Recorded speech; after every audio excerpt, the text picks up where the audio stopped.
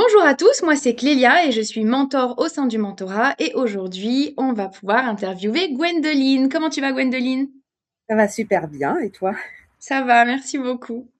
Du coup, on va commencer. Est-ce que tu pourrais nous raconter pour les gens qui regardent, qu'est-ce que tu fais et depuis combien de temps tu le fais? Alors, je suis autrice illustratrice de livres pour enfants. J'ai commencé en 2019 à vraiment être à mon compte. J'avais fait pas mal de choses avant, mais on va dire que c'est vraiment 2019 que ça a vraiment commencé. Au début, c'était plus des illustrations sur commande. J'ai fait des premiers livres avec un éditeur qui n'a pas forcément marché. Et je suis en auto-édition depuis 2022. D'accord. Donc, tous les livres que j'ai sortis là depuis 2022, c'est moi qui les ai dessinés entièrement. Alors juste pour remettre, donc tu disais que tu avais commencé en 2019. Le fait que tu aies commencé à auto-t'éditer en 2022, c'est parce que justement, avec la maison d'avant, ça fonctionnait pas très bien. C'est ça qui a fait que tu as eu envie de... Voilà, c'est plus ou moins, enfin, il y a ça en partie, mais c'est vrai que quand je voyais les façons dont les démarches, enfin, comment je pourrais expliquer, tout le processus avec un éditeur, au final, j'ai vu que c'était pas pour moi. Et on va dire que j'aime beaucoup les personnages que je crée et que quand je voyais à la fin que je gagnais, j'ai fait en fait, si je veux entièrement être libre de ce que je veux écrire et dessiner, il faut que je sois en solo et pas avec un éditeur, quoi. Bah, c'est sûr que comme ça, tu es plus libre. D'une certaine manière, oui. Après, le désavantage, c'est qu'on doit tout faire à côté, hein. Mais bon, dans ma tête, c'était un pari à réaliser, quoi. Enfin, j'ai dit, bon, bah, quitte à être libre, il faut que j'essaye de me donner à fond sur même des choses où j'ai pas forcément envie de le faire, hein. Et on va dire que c'est du gagnant à la fin. Oui. Bah, il y a Voilà, toujours une partie, on va dire plus et une partie moins. Après, il faut réussir à exactement. trouver le juste milieu pour que la partie plus soit plus prédominante que la partie négative, quoi. Et du coup, dans tout ce parcours-là, à quel moment tu as ressenti le besoin d'être accompagnée? Par rapport au live du mentorat, qui de mémoire c'était début janvier que j'ai vu le live gratuit du mentorat.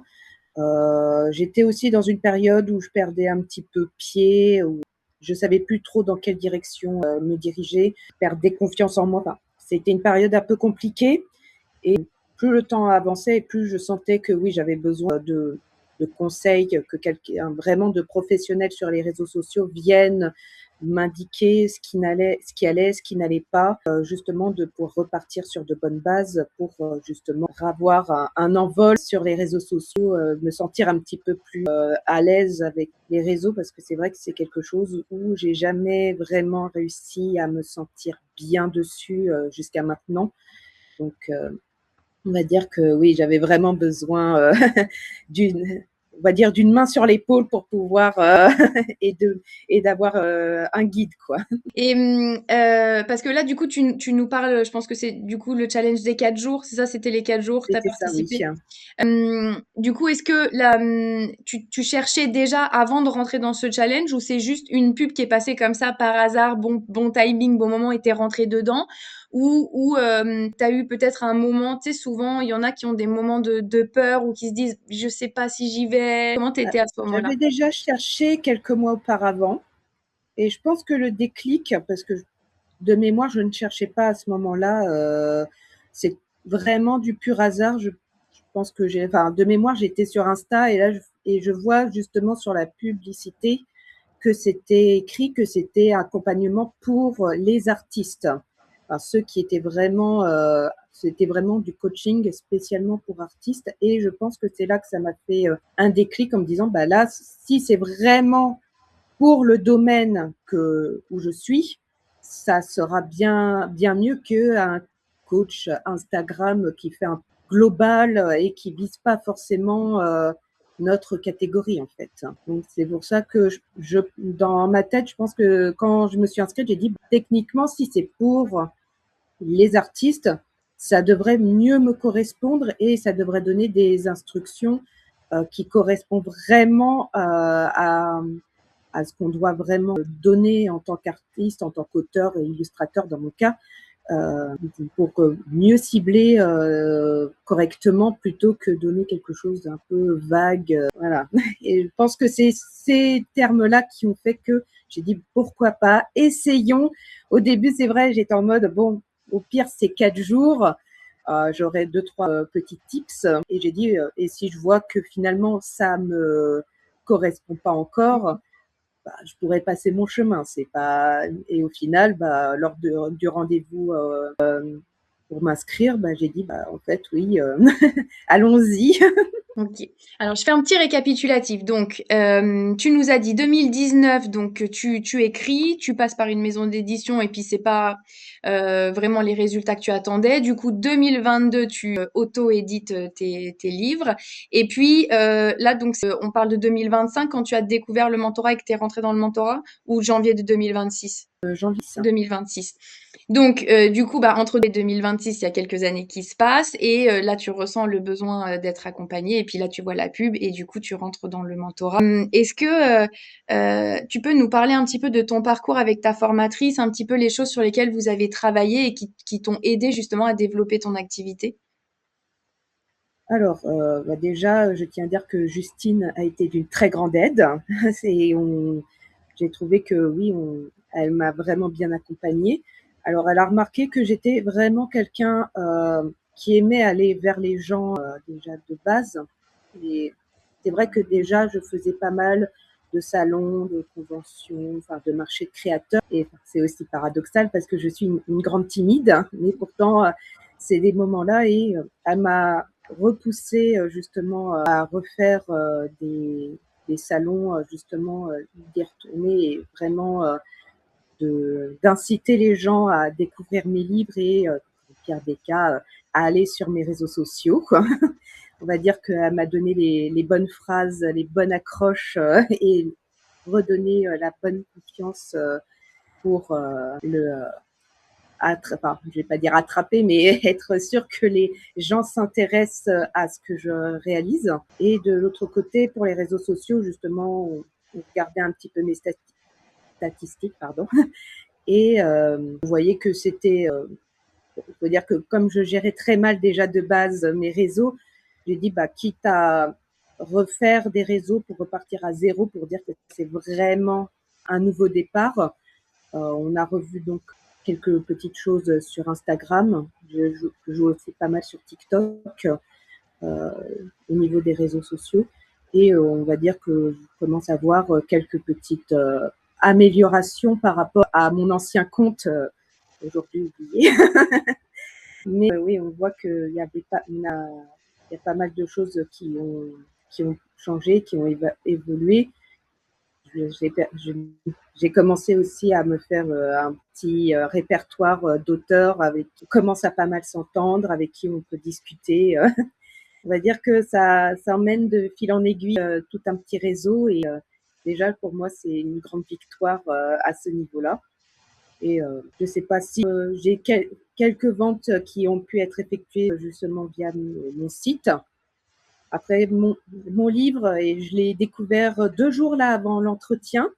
Comme je fais par Amazon l'impression, bah, j'ai découvert que entre janvier et maintenant, j'ai fait quelques ventes via Amazon. Donc, j'ai fait, ah bah, ça aurait été bien de me le dire avant, mais on va Oui. dire que j'ai dit bon bah un nouveau point dans mes succès à ajouter. Mais voilà, ça m'a apporté pas mal de choses ces 3 mois d'accompagnement. Donc encore une fois, merci Justine. Bah, en fait, c'est génial parce que Justine, elle a cette capacité aussi de beaucoup, elle va forcément bah, s'adapter, mais elle va prendre en considération la partie aussi psychologique et prendre les spécificités de chacune et tourner pour en faire une force et dire, ok, tu vois, ça, genre, tu peux C'est le exactement ça. décupler et avoir des résultats derrière en l'utilisant. Donc, ça, c'est vraiment génial. Euh, et c'est marrant je reviens sur ce que tu disais tout à l'heure dans le fait que tu es très timide et qu'en même temps tu aimes bien justement aller dans les endroits où c'est physique et que tu peux être à la rencontre des gens. C'est marrant et en même temps c'est pas si choquant que ça dans le sens où la timidité, ça cache aussi une grande sensibilité. Et c'est pas parce qu'on est timide qu'on n'aime pas justement mettre en avant ce qu'on a fait et en parler. Et souvent, quand on a des interactions et que c'est des vraies interactions, des interactions avec les gens qui sont notre cible, il y a plus de facilité à s'ouvrir et de parler de ce qu'on crée, en fait. C'est justement, il faut que je reprenne confiance. Et justement, Justine avait mis les bons mots en discutant. C'est vrai qu'elle avait tout de suite compris ce qui n'allait pas et que justement, à chaque fois, à chaque rendez-vous, elle me poussait en disant on va vers le positif, tu vas y arriver. Et au final, oui, j'y suis arrivée. Et ça se voit sur les résultats. Je ne suis pas encore au résultat que dans ma tête, ça serait le summum. Mais je me dis que par rapport à ce que j'étais, par exemple, en décembre, et là, en 3 mois, je vois l'évolution qu'il y a eu. Pour moi, c'est déjà une énorme victoire et je ne vais pas demander plus, à part bien sûr encore monter, mais dans un sens, je me dis que j'espère que je vais pas redescendre et que je vais justement aller encore plus haut. Tout va bien se passer. Après, il n'y a pas de raison que tu redescendes si tu Ah oui, continues à bah, oui. appliquer tout ce que tu as mis en œuvre avec Justine et qu'en plus tu continues à prendre confiance. Vu Oui. que tu as déjà vendu, ça veut dire que ça plaît, donc ça ne peut que suivre en fait la logique d'évolution, hein. C'est pour ça on se faisait des petits challenges quand je lui disais bah, j'ai un salon là tout le week-end prochain et donc on commençait à regarder. On a fait au début, je vendais 2, 3 livres sur les marchés de Noël. Ça s'arrêtait souvent à ça. Sur les week-ends de décembre. Là, on était parti en mode, allez, le but, c'est de vendre 10 livres, tout ça. Et quand j'arrivais le rendez-vous d'après en disant, bon, c'est pas 10, mais ça a été 12 livres, j'ai fait grande victoire et que le prochain salon que j'ai fait, je lui ai dit, eh ben là, c'était pas 12, c'était 15. Et là, j'ai fait, ça monte, c'est trop bien. Ah, c'est génial. J'étais contente, elle aussi, elle était contente. Parce que tous les petits conseils qu'elle me donnait, ça fonctionnait. Donc, même des choses assez drôles. Il y a eu un salon où il y en a qui étaient en mode je suis pas trop confiant, je suis pas sûre qu'il y aura beaucoup de monde. Et que moi, je suis arrivée avec ma tasse de thé en disant, de toute façon, que je vende pas, j'ai dit que maintenant, j'étais tranquille, j'étais zen. Mais j'ai confiance. Résultat, quand on a fait, avant de partir entre auteurs, on a commencé à dire bon, t'as vendu combien? Bah, on a remarqué que c'est moi qui avais vendu le plus. Génial. Dans le retour dans la voiture, j'étais en mode Et yes! dans la voiture, oui, la chanson elle était au max, c'était chanson de la joie. Bah, c'est des grands. En fait, j'allais dire c'est des petites victoires, mais en vrai, c'est des grandes victoires parce que quand on démarre en ne vendant pas beaucoup, où t'es à 2, 3 livres et que t'arrives à chaque fois à te motiver et à en vendre un de plus et encore un de plus et à chaque fois ça augmente, en fait ça va crescendo et puis c'est un cercle virtueux parce que comme t'es dans cette énergie d'accueil et de offrir aussi, les gens ils le ressentent et puis forcément tu parles aussi d'une autre manière et donc forcément après les gens bah ils achètent et c'est ça qui est génial. Et du coup là, tu nous parlais résultats. Est-ce que donc tu nous as dit donc tu as participé à beaucoup de salons. Est-ce que tu as réussi à trouver, je sais pas moi, des revendeurs ou des boutiques où déposer ton livre ou comment ça fonctionne de ce côté-là? Alors, bon, le petit désavantage de l'auto-édition, c'est qu'on est pas pris au sérieux par beaucoup de personnes. Parce que oui, j'ai commencé, c'était début mars. J'ai commencé à faire le tour, tout ce qui était librairie, médiathèque, bibliothèque. S'il y avait possibilité de pouvoir mettre, comment dire, mon livre en dépôt-vente. C'est vrai qu'il y en a encore beaucoup dans leur tête. C'était non, vous n'êtes pas des gros vendeurs. Mm. Et donc, j'ai quand même réussi à avoir des dépôts-ventes dans des librairies. Il y a certaines médiathèques, bibliothèques qui m'ont acheté directement les livres Ok, pour l'avoir dans les petits rayons. Et à eux, je les remercie. important de Après, soutenir. pour le moment, c'est vrai que là, c'est mars pour la plupart. On voulait faire un point au bout de 3, 4 mois pour voir les ventes. Mm. Donc pour le moment, j'ai pas de vision globale sur ces premiers dépôts-ventes. Et une fois que j'aurai les premiers résultats, bah, j'adapterai en fonction si c'est moyen, bien. Je verrai en fonction à ce moment-là, quand ce sera mai, juin, par là, et que j'aurai les premiers retours sur ce domaine-là. OK. Là, est-ce que tu pourrais nous dire, on n'est pas à un livre près, hein, on va dire une moyenne, est-ce que tu sais globalement combien de livres tu as réussi à vendre durant l'accompagnement? 3 mois, sachant que j'ai 4 livres actuellement à mon nom. Je sais qu'il y en a un qui se vend plus que les autres. Celui-là, j'ai dû dépasser la trentaine à lui tout seul. Les autres, ils sont un petit peu moins populaires, mais si je prends les trois ensemble, je suis un petit peu plus d'une dizaine. OK, De ceci est totalement de mémoire, mais doit être dans ces eaux-là. c'est vachement bien. Ah, je suis contente, oui. Tu m'étonnes. Non, mais en fait, c'est ce que je disais, c'est des victoires et c'est hyper important chaque jour de prendre le temps de Oui, les célébrer parce que c'est ce qui motive à bah, se booster, se donner des petits challenges à chaque fois pour arriver à en vendre un petit peu plus chaque fois. Donc, c'est super. Est-ce que je t'ai pas posé la question tout à l'heure?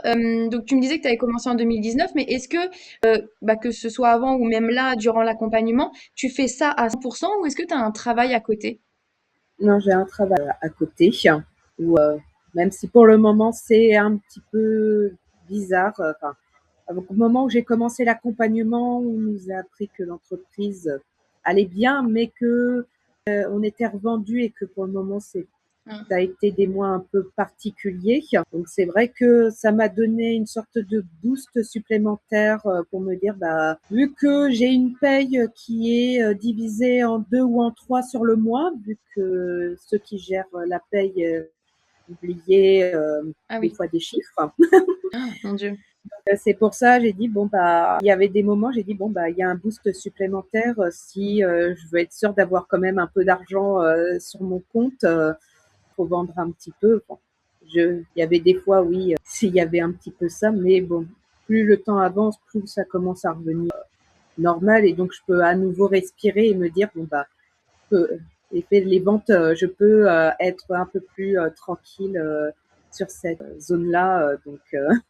Mais oui, à côté, j'ai quand même une rentrée d'argent, le temps, enfin, je dis le temps de pouvoir vivre de l'illustration. Et encore, dans ma tête, je suis en mode, vu que je travaille avec les enfants, si j'arrête, peut-être que je vais perdre une source enfin, Passion, d'inspiration. Et donc, dans un sens, je me dis que finalement, avoir les deux, c'est une bonne chose au ça se final. Je complète. fais partie de ces gens qui, justement, sont assez contents d'avoir deux travails. Donc, après, non, il y a pas j'ai pas ce souci-là pour, pour l'argent maintenant. Et du coup, au niveau de l'organisation, est-ce que tu as eu des difficultés justement parce que bah, tu avais ce travail-là et que du coup, il fallait en plus de l'illustration la formation? Ou est-ce que pour toi, au niveau de l'organisation, c'était assez fluide, tu as tout de suite su comment t'organiser? Enfin, comment ça s'est passé par rapport à ça? J'ai cette chance, si on peut dire comme ça. Comme je travaille avec les enfants, je travaille majoritairement en fait plus en fin de journée. Je vais les chercher aux écoles, je les aide sur les devoirs, je les emmène à leur activité extrascolaire, tout ça. Donc c'est principalement à partir de 16 heures où je commence vraiment mon travail. Dire que les 3 quarts de la journée, j'ai une sorte de liberté où je peux faire un peu ce que je veux. Donc, souvent, je me gardais, on va dire, une journée pour faire vraiment, comment dire, les leçons avec la plateforme. Je me gardais aussi le lundi et le mardi un petit peu pour les lives. Donc, j'avais aussi cet avantage-là de pouvoir participer à pas mal de lives. Et je me gardais souvent 1 ou 2 journées pour pouvoir quand même continuer à dessiner et avancer mes prochains livres, être un peu quand même créative et de pouvoir mettre vraiment des choses sur mes réseaux quand même. Hein. Mais on va dire que j'étais, oui, c'était pas cadré, mais on va dire que dans l'ensemble, c'était plus ou moins ça sur une semaine de travail. Je savais j'avais la possibilité de pouvoir m'organiser. Ouais, tu as eu une organisation qui était assez fluide. C'est hyper important en fait. Ok. OK, super intéressant. Du coup, est-ce que tu aurais un petit mot de la fin, soit un petit mot de la fin, soit un conseil à donner justement aux personnes qui, peut-être hésitent encore ou qui ont peur parce qu'elles ont un deuxième métier, et voilà, qui ont besoin d'être accompagnées, mais qui savent pas encore si, ce qu'elles doivent faire. Est-ce que toi, tu aurais un petit mot à leur passer? Dire, enfin, je serais peut-être mal positionnée pour dire oui, même si vous avez un second travail, il n'y a pas de souci parce que moi, mes horaires Des horaires font que spécifiques? j'ai la chance. Mais après, je pense que c'est une question de, je vais pas dire de volonté parce que je pense qu'il y aurait un côté un peu présomptueux. Mais je pense que si on a vraiment envie de pouvoir montrer au monde qu'on a du talent, malheureusement, il faut dépasser ses peurs et aller de l'avant et de se donner malheureusement les moyens. Et des fois, les moyens, c'est d'être accompagné ou d'accepter qu'on nous tende une main pour nous aider, parce que des fois, tout seul, c'est un peu compliqué. Je pense que là, ces 3 mois m'ont apporté beaucoup sur ma vie d'autrice illustratrice en manière générale. Bah, merci beaucoup en tout cas pour cette belle interview. Ah, merci à toi. Et ben, on te souhaite énormément de bonnes choses pour la suite, que ça continue à augmenter comme tu nous l'as décrit là. Et vraiment, voilà, rester sur le fait aussi que, ok, l'accompagnement là, il est terminé, mais tu n'es pas toute seule sur la communauté. Il y a toujours la possibilité de contacter, voilà, les formateurs et bien évidemment de nous tenir au courant de tes petites victoires chaque jour parce que ça booste et puis ça aide aussi mutuellement les uns les autres à avancer dans l'atteinte de leurs objectifs. Eh ben, merci. Et merci au mentorat pour ces 3 mois d'accompagnement et plus peut-être jusqu'à la fin de l'année. Mais avec grand plaisir. Et puis, bah, en attendant, on te souhaite une très bonne journée et à Bonne bientôt journée à vous à pour une toi aussi, prochaine bonne interview. journée.